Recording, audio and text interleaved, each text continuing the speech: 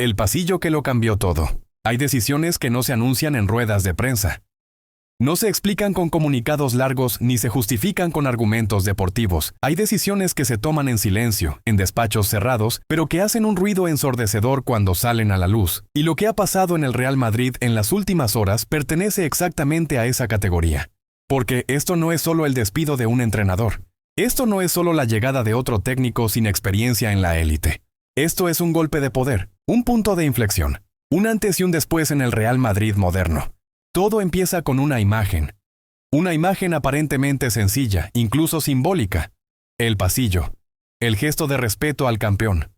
El protocolo que durante décadas ha representado jerarquía, grandeza institucional y autoridad del club por encima de cualquier nombre propio. Xabi Alonso lo sabía.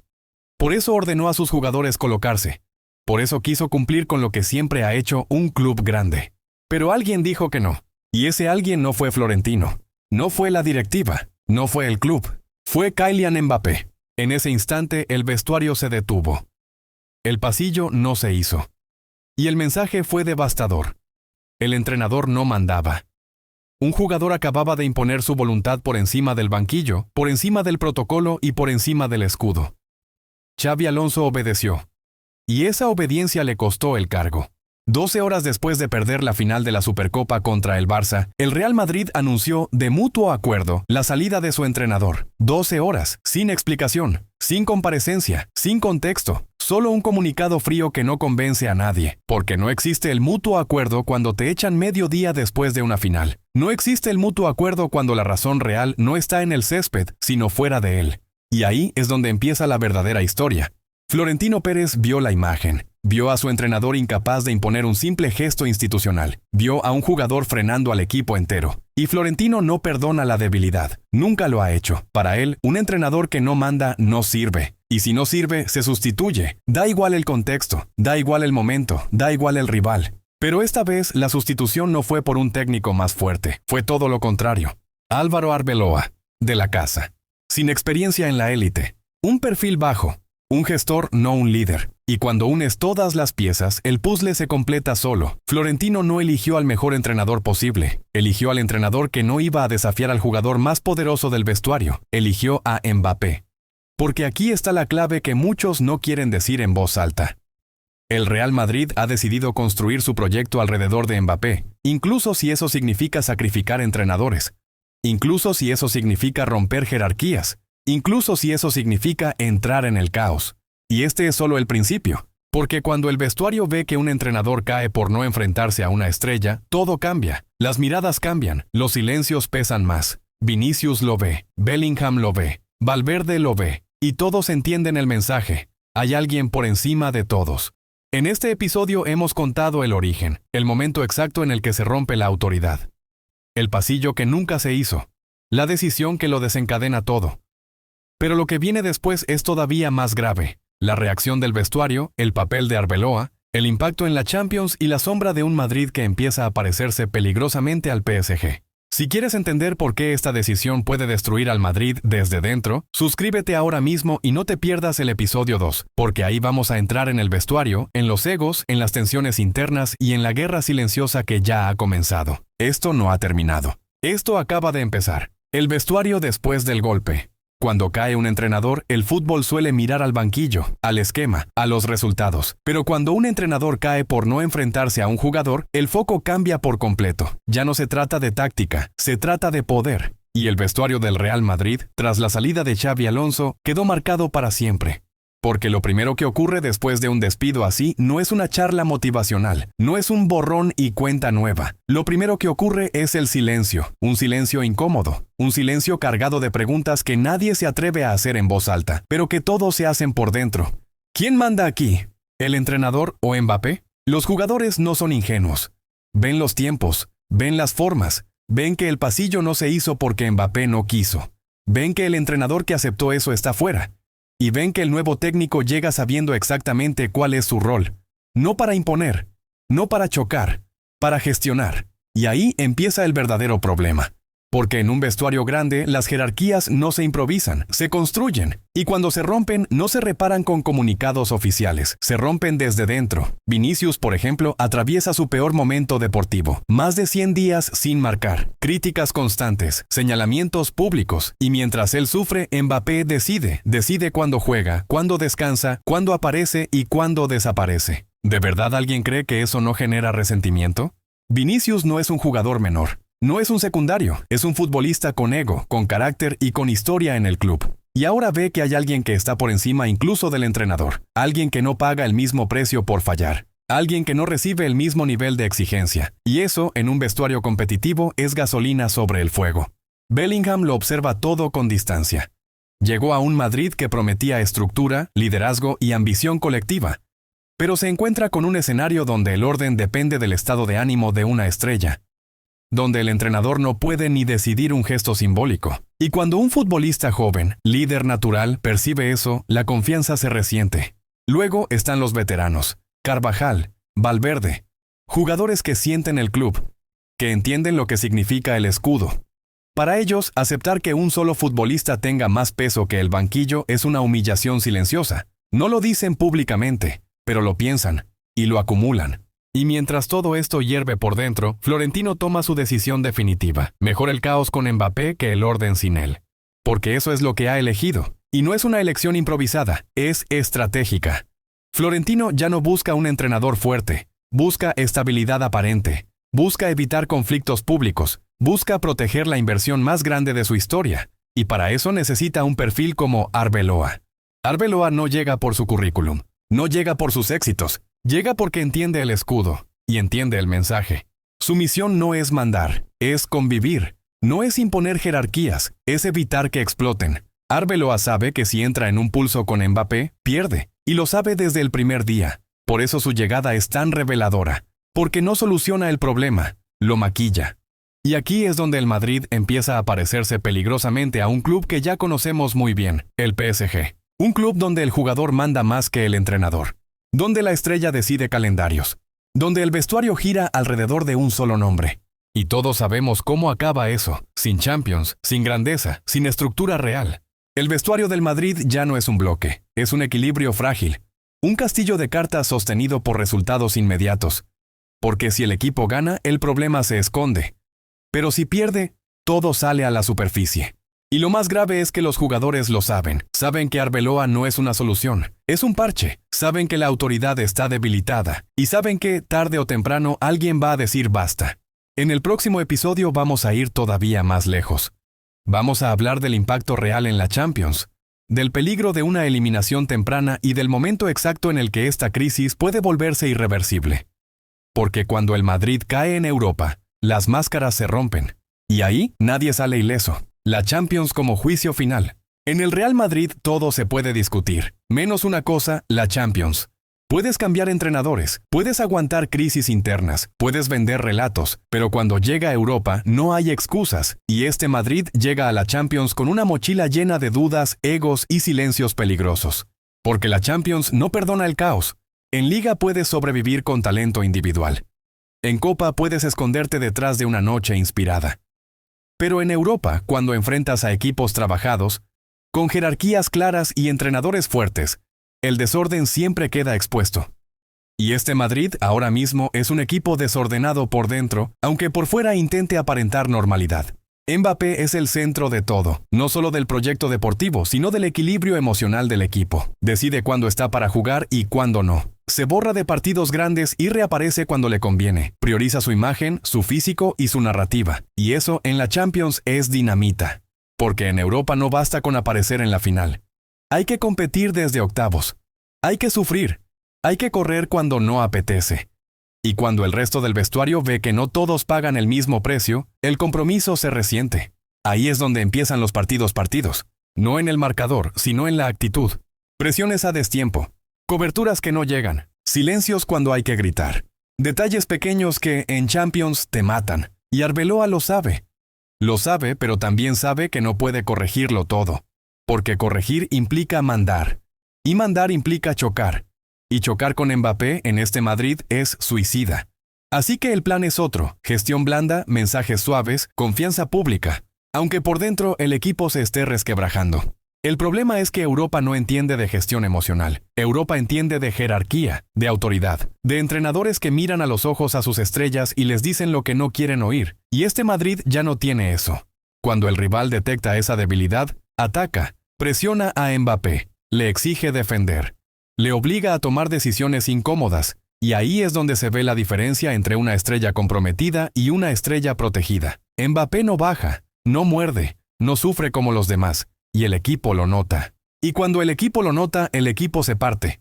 Los centrales dudan, los mediocampistas llegan tarde, los extremos se frustran, y el Bernabéu, que todo lo siente, empieza a murmurar. Porque hay algo que Florentino teme más que perder partidos: los silbidos. El Bernabéu puede perdonar errores, pero no perdona la sensación de rendición. No perdona ver a un jugador caminando mientras otros se dejan la vida. Y cuando eso pasa en Champions, la presión se vuelve insoportable. Una eliminación temprana sería devastadora, no solo deportivamente, institucionalmente, porque confirmaría lo que muchos ya sospechan: que el proyecto Mbappé no funciona en Europa, que el Madrid ha sacrificado su estructura por una estrella que no lidera como debería. Y entonces llegarían las preguntas incómodas. ¿De verdad este es el líder del nuevo Madrid? ¿De verdad merece tanto poder? ¿De verdad había que sacrificar entrenadores por esto? La prensa blanca intentará amortiguar el golpe. Hablará de transición, de lesiones, de mala suerte. Pero el relato se rompe cuando los resultados no acompañan. Y la Champions es implacable con los relatos falsos. Florentino lo sabe, por eso esta temporada europea es una cuenta atrás, porque si el Madrid cae pronto, ya no habrá forma de esconder el problema, ya no será un debate táctico, será un debate estructural, de club, de identidad.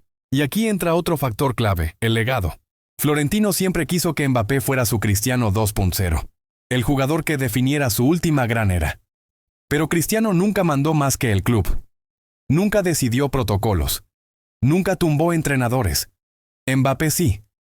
Y esa diferencia lo cambia todo. Si esta Champions sale mal, el golpe no será solo para Arbeloa, será para Florentino, para su credibilidad, para su legado, porque quedará claro que no supo poner límites, que confundió talento con liderazgo, que permitió que un jugador fuera más grande que el escudo.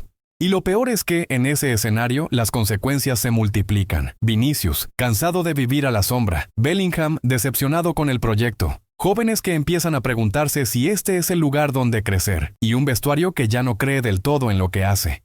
La Champions no es solo una competición, es un espejo, y lo que el Madrid puede ver ahí no le va a gustar. En el próximo episodio vamos a hablar de algo todavía más profundo: el daño institucional, la comparación inevitable con el PSG, y cómo el Barça observa todo esto desde la estabilidad, preparándose para aprovechar cada grieta. Porque cuando un gigante duda, el rival ataca, y el Barça está listo. El daño institucional y el Barça al acecho. Hay crisis que se ven en el césped, y hay crisis mucho más peligrosas, las que se instalan en la estructura del club. El Real Madrid ya no solo tiene un problema deportivo, tiene un problema institucional. Y ese tipo de heridas no se curan con una victoria aislada ni con un fichaje mediático. Porque cuando un club permite que un jugador esté por encima del entrenador, el mensaje no se queda en el vestuario, viaja, llega a los despachos, llega a los agentes, llega a los jugadores jóvenes, llega a toda Europa. El Madrid siempre vendió una idea muy clara. Nadie está por encima del escudo. Se fue Cristiano. Se fue Ramos. Se fueron leyendas absolutas. Y el club sobrevivió porque esa era su fuerza. Pero con Mbappé, por primera vez, el relato se rompe. Las reglas cambian. Las excepciones aparecen. Y cuando aparecen las excepciones, la autoridad desaparece. Los agentes lo saben. Los futbolistas lo saben. Los rivales lo saben. Y aquí entra un actor clave que observa todo en silencio: el FC Barcelona. Mientras el Madrid vive entre comunicados fríos, decisiones aceleradas y entrenadores sacrificados, el Barça proyecta exactamente lo contrario: estabilidad. Flick manda. Los jugadores obedecen. Las jerarquías están claras. Lamine es una estrella pero no manda. Pedri lidera con fútbol, no con poder institucional. Y cuando el entrenador habla, el vestuario escucha. Eso, en el fútbol moderno, es oro. Porque cuando un jugador tiene que elegir proyecto, no solo mira el salario, mira el contexto, mira quién manda, mira si el club protege la estructura o a la estrella. Y ahora mismo, el Barça puede mirar al mercado y decir: aquí hay orden. El Madrid no puede decir eso. La comparación con el PSG ya no es una provocación culé, es una realidad incómoda. En París, Mbappé decidía entrenadores, calendarios y dinámicas internas. En París, el club se convirtió en la empresa de un jugador. Y en París nunca ganaron la Champions, nunca fueron realmente grandes, porque sin estructura no hay grandeza. El Madrid se está acercando peligrosamente a ese modelo. Y lo más grave es que parece hacerlo de forma consciente. Florentino cree que puede controlar el fuego, cree que puede tener a Mbappé contento sin que el club arda, pero el fuego no se controla, se apaga o te quema. La prensa blanca juega su papel. Silencio selectivo, relato confuso. No saben si defender al entrenador caído o proteger a la estrella. Porque criticar a Mbappé es criticar la gran apuesta del presidente. Y criticar a Florentino es cruzar una línea que pocos se atreven a cruzar. Así que callan. Y cuando la prensa blanca calla es porque el problema es real. Mientras tanto, la imagen del Madrid se deteriora. Ya no es el club implacable, es el club que duda, el club que cede. El club que parece tener miedo de su propia estrella, y eso es devastador para una institución que siempre se construyó desde la autoridad. Y ojo con la cantera. Los chicos del Castilla miran arriba y no entienden nada. Ven que el talento y el esfuerzo no garantizan nada. Ven que el entrenador no manda. Ven que el camino al primer equipo depende de factores que no tienen que ver con el fútbol. Y eso mata la ilusión, mata el proyecto de futuro, mata la identidad. El Barça, en cambio, vende un mensaje opuesto. Si eres bueno, juegas. Si respetas la jerarquía, creces. Si trabajas, tienes espacio. Y eso, a medio plazo, marca diferencias enormes. Esto ya no va solo de ganar o perder un título. Va de credibilidad, de modelo, de qué club quieres ser. El Madrid de antes era temido. El Madrid de ahora empieza a ser observado con curiosidad y con esperanza por sus rivales. Porque cuando un gigante pierde el rumbo, no hace falta derribarlo, se cae solo. Y lo más inquietante es que Florentino parece atrapado. Si sigue cediendo ante Mbappé, el club pierde su identidad. Si intenta recuperar el control, puede perder a Mbappé y quedar expuesto como el presidente que no supo gestionar el fichaje del siglo. No hay salida limpia, solo hay menos dolor, o más dolor. El Barça lo sabe y espera. En el último episodio vamos a mirar al futuro inmediato, a las posibles explosiones internas, a Vinicius, a Bellingham, a la decisión final que Florentino no puede seguir posponiendo, porque este equilibrio no es sostenible. Y cuando se rompa, el impacto será histórico. La decisión final y la caída que se acerca. Toda historia de poder termina igual. Alguien tiene que elegir. Y el Real Madrid ha llegado a ese punto exacto donde ya no hay más parches, ni más silencios, ni más comunicados fríos. Solo queda una decisión. Dolorosa. Histórica. Definitiva. Florentino Pérez ha intentado lo imposible. Mantener el control del club mientras cedía poder a Mbappé. Proteger la estructura sin enfrentarse a la estrella. Ganar tiempo. Pero el tiempo se ha acabado. Porque un club no puede vivir eternamente en contradicción. O manda la institución, o manda el jugador. Y ahora mismo manda el jugador. Arbeloa es la prueba viviente de eso. Su llegada no representa un nuevo proyecto. Representa una tregua. Un intento desesperado por estabilizar lo inestable. Su margen es mínimo. Si gana, sobrevive. Si pierde, cae. Pero incluso si gana, su autoridad seguirá siendo frágil, porque no ha llegado para construir, ha llegado para obedecer. Y los jugadores lo saben. Vinicius ya no es solo un futbolista en mala racha, es una bomba emocional. Se siente desplazado, infravalorado. Observa cómo Mbappé falla sin consecuencias mientras él es señalado. Observa cómo el club protege a uno y exige a otro. Y Vinicius no es un perfil sumiso. Cuando explote, no lo hará en silencio. Bellingham, más frío, más analítico, empieza a entender que el proyecto no es lo que le vendieron. Vino a liderar un equipo ganador, no a ser una pieza secundaria en el proyecto personal de una estrella. Y los líderes, cuando no creen en el rumbo, toman decisiones. Y luego están los jóvenes. Los canteranos.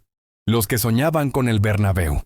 Ahora ven un club donde el fútbol importa menos que el poder mediático. Donde el entrenador no decide. Donde el mérito no siempre se premia. Y ese desencanto es devastador para el futuro. La Champions será el detonante. Siempre lo es. Si el Madrid cae pronto, todo estalla. Si Mbappé desaparece en noches grandes, si el equipo muestra falta de compromiso, si el Bernabéu silba, entonces Florentino ya no podrá esconderse. Tendrá que actuar. Y las opciones son dos. Seguir con Mbappé, aceptar definitivamente el PSG 2.0. Asumir que el club gira alrededor de una estrella y renunciar a la identidad histórica del Madrid, ganar titulares, ganar marketing, perder grandeza, o recuperar el control, enfrentarse a Mbappé, Asumir el riesgo de una salida traumática y reconstruir el club desde la autoridad. Perder al jugador. Recuperar el escudo. No hay tercera vía. Florentino siempre ha sido un presidente de decisiones duras. Vendió a Cristiano, aguantó críticas, protegió el club. Pero esta vez el reto es distinto, porque admitir que Mbappé fue un error no es fácil. Es aceptar que el fichaje del siglo no funcionó. Es manchar su legado. Pero no decidir también es decidir. Y esa indecisión está destruyendo al Madrid por dentro. El Barça, mientras tanto, avanza, con estabilidad, con proyecto, con hambre. Observa cómo su rival se consume en luchas internas y sabe que cuando un gigante cae, no se levanta rápido, se levanta con cicatrices. Esta historia no termina hoy.